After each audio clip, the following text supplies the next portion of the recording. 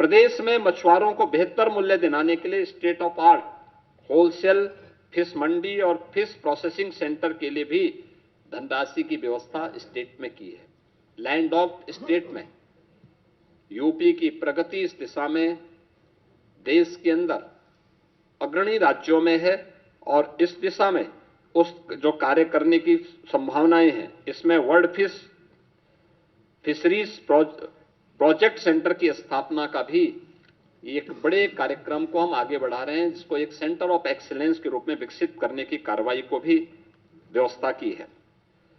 4 चीनी मिलों की क्षमता संवर्धन के प्रावधान को, जिसमें छाता मथुरा के अश्वनी और logistic hub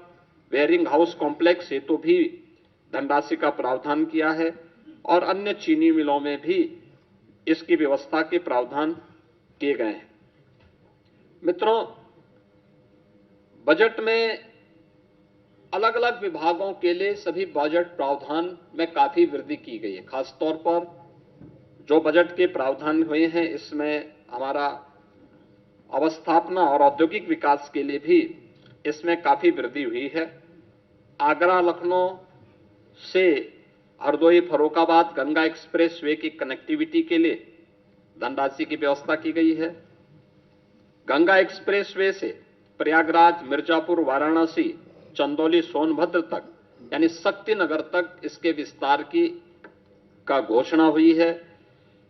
Ganga express way को मेरठ, हरिद्वार तक ले जाने के लिए भी बजट में घोषणा की गई है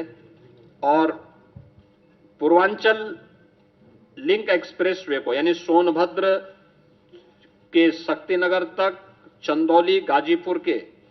गाजीपुर तक ले जाने के कार्यक्रम को भी हम लोगों ने आगे बढ़ाया है। यूपी बायोफ्यूल प्लास्टिक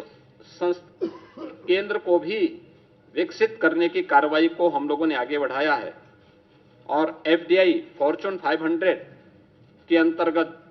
आने वाली जो कंपनियां हैं, एफडीआई के लिए आने वाली कंपनियों के लिए भी विशेष प्रावधान हम लोगों ने इस बजट में उसकी घोषणा भी की है। इसके साथ ही एमएसएमई सेक्टर में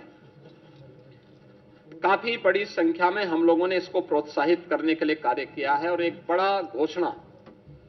हर जिले में स्किल डेवलपमेंट के एक बड़े केंद्र को, जहां से हम हब एंड स्पोक मॉडल पर